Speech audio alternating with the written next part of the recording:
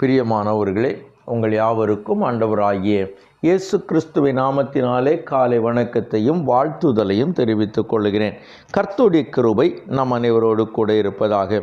இந்த நாளின் காலை வேளையிலும் கர்த்தர் நமக்கு தருகிற வேத வார்த்தை சங்கீதங்களின் புஸ்தகம் 110வது சங்கீதம் 2வது வசனம் இவ்விதமாய் சொல்லுகிறது: கர்த்தர் சீயோனிலிருந்து உமது வல்லமையின் செங்கோலை அனுப்புவார், நீர் உம்முடைய சத்துருக்களின் நடுவே ஆளுகை செய்யும் என்று சொல்லி வேதம் நமக்கு கூறுகிறது.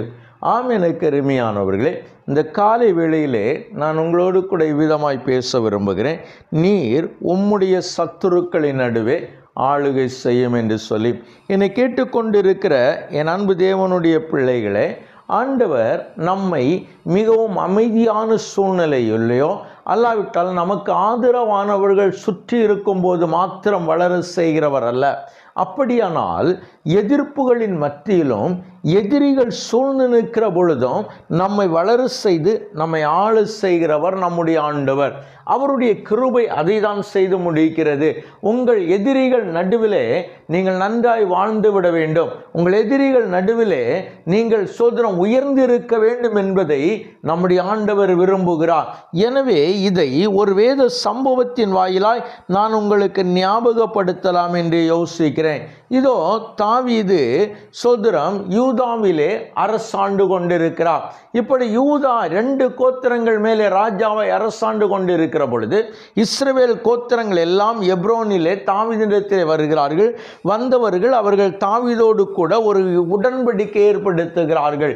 ஏனென்று சொன்னால், சவுல் உயிரோடு கூட இருக்கும் பொழுது நீர்தான் இஸ்ரவேலை நடத்தி வந்தவர், எனவே நீர் ராஜாவாய் எங்களுக்கு இருக்க வேண்டும் என்று சொல்லி அவனோடு கூட ஒரு உடன்படிக்கை ஏற்படுத்தி அவர் தாவீதை சமஸ்த இஸ்ரவேலின் மேலும் ராஜாவாய் மாற்றுகிறார்கள்.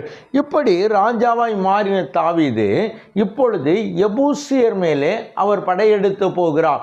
எபூசியர் மேலே படையெடுத்து போகிற பொழுது அந்த எபூசியர் தாவீதை இதிலே பிரவேசிக்க இயலாது என்று நினைத்து அந்த தாவீதை அவதற்குள்ளாய் பிரவேசிக்க முடியாது என்பதாய் அவர்கள் முடிவு பண்ணிவிட்டு அவர்கள் இவ்விதமாய் சொல்லுகிறார்கள்: தாவீது இதிலே பிரவேசிக்க முடியாது, ஏனென்று சொன்னால் நீ இதற்குள்ளாய் பிரவேசிக்கும் பொழுது குருடரும் சப்பானிகளும் உன்னை தடுப்பார்கள் என்று சொன்னார்கள். அப்பொழுது தாவீது சோதன சாலகத்தின் வழியாய் ஏறி எபூசியரையும் தாவீதின் ஆத்மா பயக்கிற சப்பானிகளையும் குருடர்களையும் எவன் முறியடிக்கிறானோ அவன் தலைவனாய் இருப்பான் என்று சொல்லி இருந்தபடி தாவீது அந்த நகரத்தை பெயரிட்டு அந்த நகரத்திற்கு தாவீதின் நகரம் என்று பெயரிட்டு அங்கே தாவீது அதிலே வாசம் பண்ண ஆரம்பித்தான் என்று சொல்லி வேதம் சொல்லுகிறது.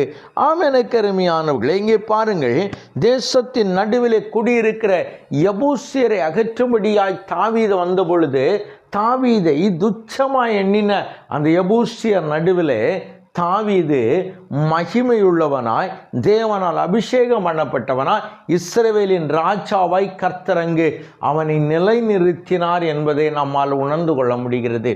என்னை கேட்டுக்கொண்டிருக்கிற என் அன்பு தேவ திருச்சபையே, வேதம் அதை தான் சொல்லுகிறது: உங்கள் சத்துருக்களின் நடுவிலே நீங்கள் ஆளுகை செய்வீர்கள் என்று சொல்லி.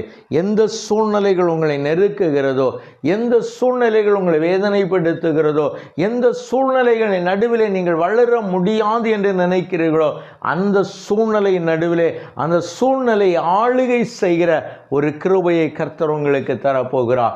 எனவே அதை பெற்றுக்கொள்ளும்படியாய் நாம் கண்களை மூடி செபிக்கலாமா? எங்களை நேசிக்கிற எங்கள் நல்ல தகப்பனே, இந்த நல்ல வேளைக்காய் நாங்கள் உம்மை நன்றியோடு துதிக்கிறோம். நீ நல்லவர் ஆண்டவரே, மகிமையுள்ளவர், மகத்துவமானவர், கிருபையான இரக்கங்கள்னால் எங்களை முடிசூட்டி கொள்ளுகிறவர். அந்த கிருபைக்காய் உமக்கு நன்றி ஆண்டவரே. இப்பொழுதும் என் ஆண்டவர் எங்களோடு கூட வருவீராக. என் தேவ மகிமை எங்களை சூழ்ந்து கொள்வதாக. என் ஆவியாண்டி தயவுள்ள கரம் ஆண்டவரே எங்களை நிறைத்து கொள்ள வேண்டும் என்று செபிக்கிறோம்.